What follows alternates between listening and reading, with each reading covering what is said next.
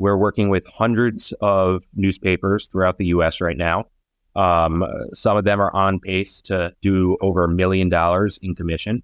And it's, coming from a newspaper business myself, we really wanted to set it up in a way that was as easy as possible for our media partners.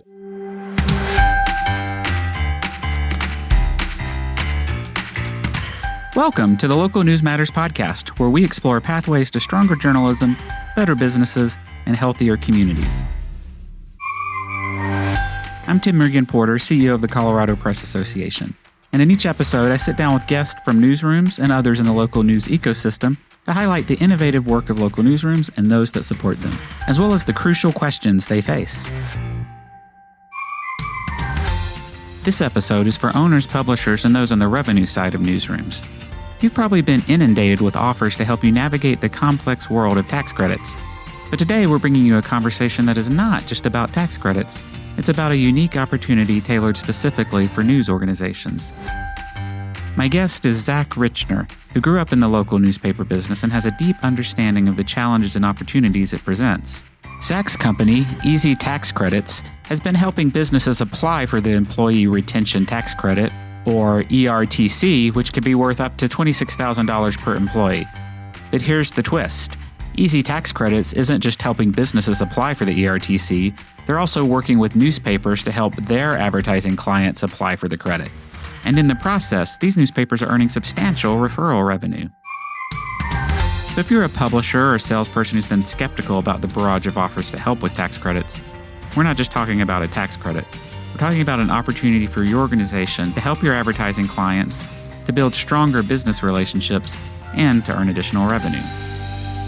All right. Well, welcome, Zack. Pleasure to have you. Tim, great to be here. So I ask you on here, this might be a bit odd for people just seeing Easy Tax Credits on the Local News Matters podcast, but I first learned of you because you spoke to the Rebuild Local News Coalition, and then I had you speak to folks from the Colorado Press Association and Colorado News Collaborative. So this is going to be about the earned ERTC, but it's also going to be about why newsrooms need to know not only about the tax credit for themselves, but about how they can work with your company in helping some of their advertising clients and get some revenue for themselves. So why don't we start actually with you telling me a little bit about your background and why you are doing a special program for newsrooms related to ERTC. Yeah, so I grew up in the local newspaper business. My grandparents started a newspaper in Long Island, New York, back in 1964. The company's called Richner Communications, and today we have over 24 publications, hyper-local weekly publications. And during the pandemic, a lot of our customers, both on the advertising side and commercial printing side, were struggling, understandably, to survive. So we took it upon ourselves at Richner to find different ways that we could be helpful to our customers. And one of the ways was trying to find them federal funding. So we would ask our customers, hey, did you get your PPP loans? And the answer was almost always yes. And then we would say, well, what about your employee retention tax credit? And we often got a blank stare, I think almost always. So we started helping our customers apply for the ERTC. And what that is, it's a tax credit of up to $26,000 per employee. So it can be fairly lucrative.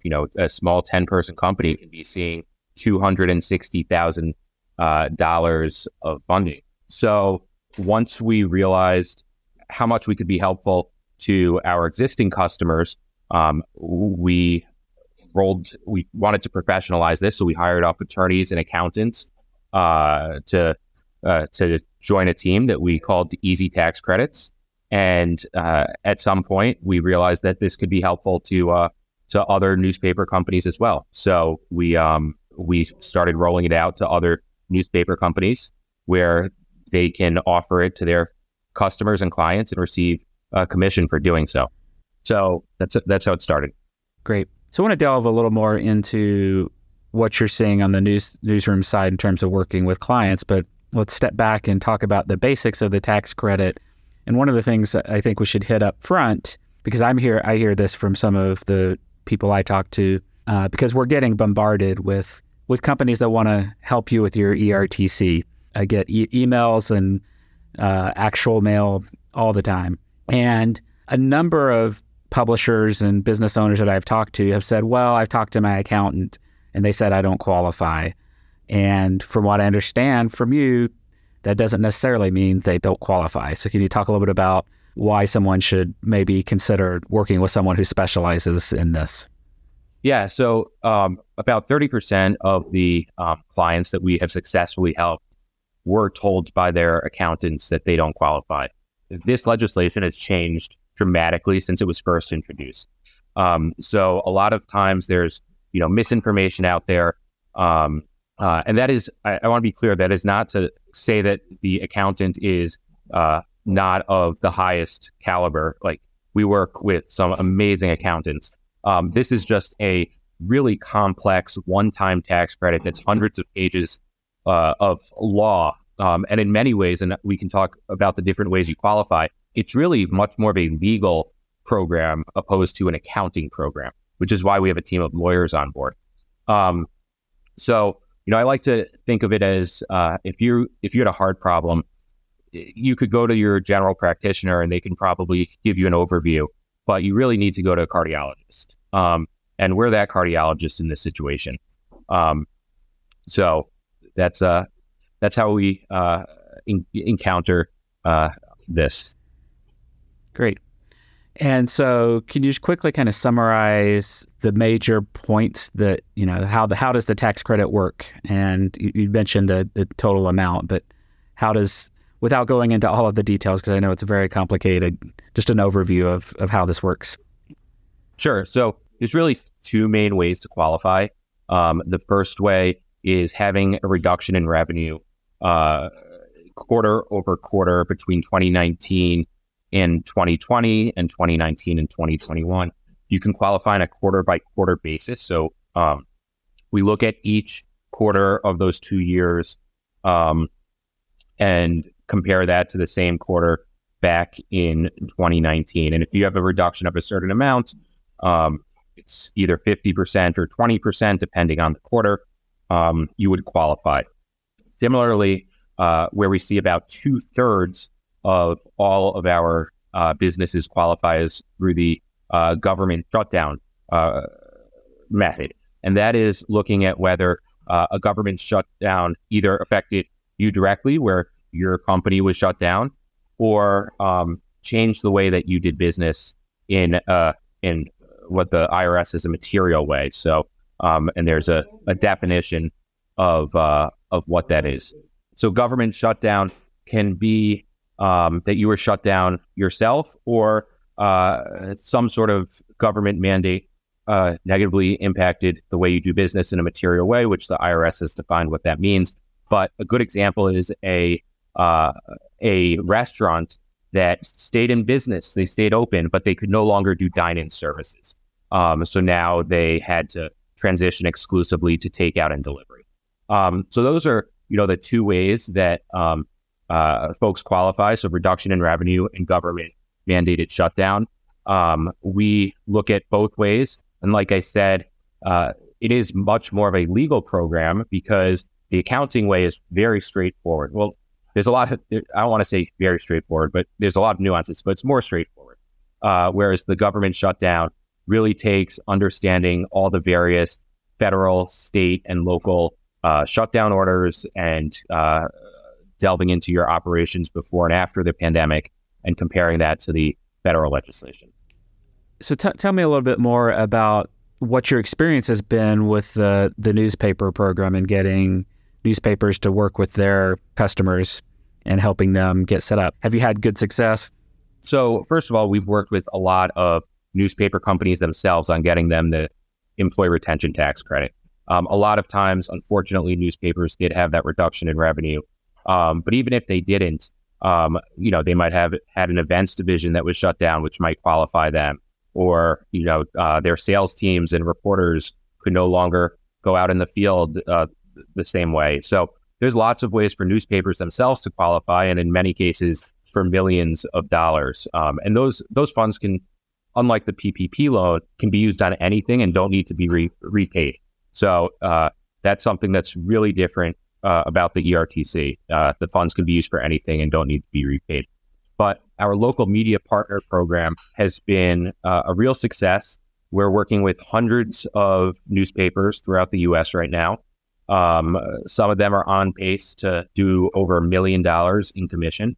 And it's, coming from a newspaper business myself, we really wanted to set it up in a way that was as easy as possible for our media partners. And that meant providing all of the materials. So we have camera ready ads, we have collateral for the sales teams, for the small businesses. And we do not expect the salespeople to get into any details at all about tax credits. We know it's hard enough to get print reps to sell digital ads. Certainly it would be almost impossible to get them to sell a tax credit. So all we ask is that the reps leverage their relationships that they've had for decades and have a small business sign up on our website or call our phone number. The website is easytaxcredits.com. The phone number is 1234-CREDITS. And then we take it from there. And at that point, if a small business goes through our process and gets back the money, we provide a commission to the newspaper of 20% of our fee. So our fee is typically 20%. So 20% of 20% is 4%. So to go back to that example I used earlier on the podcast of a 10-person firm can get up to $26,000. A newspaper would 4% of that is $10,000 for just having them go to a website and enter their contact information. So pretty good deal for the newspaper. It also, of course, engenders incredible goodwill. And, it's in our mind a way that newspapers should be thinking going forward, which is how can we leverage our brand and the trust we've built in the community and the resources we already have in place, which in this case is their sales teams. And are you seeing newspapers, run print ads for this, send out emails to their clients, bring it up on sales calls? What's sort of the range of ways you have seen this working? We have partners that do all of the above, none of the above. We really leave it up to them. We provide all the material to do any of what you just mentioned. So we have dozens of different ad creative in tabloid and broadsheet sizes. We have leave behinds. We have bill stuffers for putting in invoices that you might send out. And then, of course, we have a script, very short, 3 sentences long, to equip your salespeople with. Something that we are doing at Easy Tax Credits is not only are we paying that 20% commission to the business, but if a media partner decides to engage their sales team, we'll actually provide that salesperson with a $500 spiff. So it's a really great way to get the sales team excited. We've heard that it's a great business development opportunity for sales reps because now they can get in the door to some clients that might not be advertising with the paper and offer them this new product and explain that, there's all these other products that the local newspaper offers. And to that end, we really encourage our media partners to offer $1,000 of free advertising to businesses that sign up with Easy Tax Credits. We don't require it, but we feel that that's something that really helps us as an industry stand out versus maybe some of the other firms that are offering some of these same tax credit services, is our ability to offer this marketing. And we all know that it doesn't really cost us $1,000. A marginal ad doesn't cost us much at all. So then when you compare that to the thousands and thousands of dollars you're going to get from that credit, it really makes sense to provide that incentive. Have you seen this work in small towns with weeklies and metro dailies? What's sort of the range of newsrooms that have you seen success with this? I don't think we have any large metro dailies at this point. We have some metro weeklies. We have some suburban and rural dailies. But so it really does span every type of frequency and geographic area. We work with businesses of between 5 and 500 people. And it's every size business has this, doesn't matter the size of the business. There are still a lot of businesses out there that have not taken advantage of this tax credit. And is there any time frame that companies need to go back and apply for this? Sorry, I'll start over. So this is really a tax credit against your 2020 and 2021 taxes. So what we do at Easy Tax Credits is we actually amend, we do all the paperwork, fill everything out. We amend your 2020 and 2021 payroll taxes. And there is a time limit on how long you have to amend taxes. That really starts, as it relates to this program, the beginning of next year, the beginning of 2024. So we're trying to get everybody in the door as soon as possible. Also because it is taking the IRS 6 to 12 months to get the checks back to people. We're hoping that speeds up, but of course it could also go in the other direction where it slows down. But right now it's about 6 to 12 months to get the check back from the IRS. And if someone wants to inquire about the partner program or just the tax credit itself, how would they do that? Sure. So on the tax credit side, they for their own company, I'd encourage them to sign up on our website, easytaxcredits.com, or call us at 1234 credits. And then if they're interested in the media partner program, they can just simply email mediapartners@easytaxcredits.com. So that's EASYTAXCREDITS.com. Great. And we actually have a affiliate code there too. So people want to put that in when they apply, fill out the form, CO Press, and that'll give us a little credit for that. But we really wanted to get the word out to newsrooms because they might be missing out on money from the credit itself. And there's also a great opportunity to earn some income and help their own clients, as you said, build goodwill by helping them get money. And I know, having been in the newsroom and with sales teams, that there's always hesitancy to introduce a new product. It's just one more thing to sell. But I think if anybody listening speaks to some of our current media partners, they'll hear that this was incredibly easy for their sales reps if they went the sales reps route. And the sales reps were actually really excited to get those spiffs, those $500 spiffs from us. Well, thank you for your time, Zach. Thank you so much, Tim. Thanks for having me on. Thank you for listening to the Local News Matters podcast. And thanks to Zach for your time and for your work with publishers. A final thanks to our production partners at Pirate Audio. Pirate Audio believes every community deserves great things to listen to, and they are on a mission to help local newsrooms reach their communities via audio. If you're interested in starting a podcast or need production support for an existing one, let me know and I'd be happy to connect you. If you like this episode and what we're doing more generally, please follow in your favorite podcast app. Leave us a 5-star review on Apple Podcasts and tell your friends about us. I appreciate the support. You can find past episodes, full transcripts, and relevant links, and sign up for our newsletter at localnewsmatterspodcast.com or for lazy typists like me at lnmpod.com. You can also follow us on most social media channels at lnmpod. If you have recommendations of others doing interesting and innovative work in local news, let me know through the contact form at the website lnmpod.com.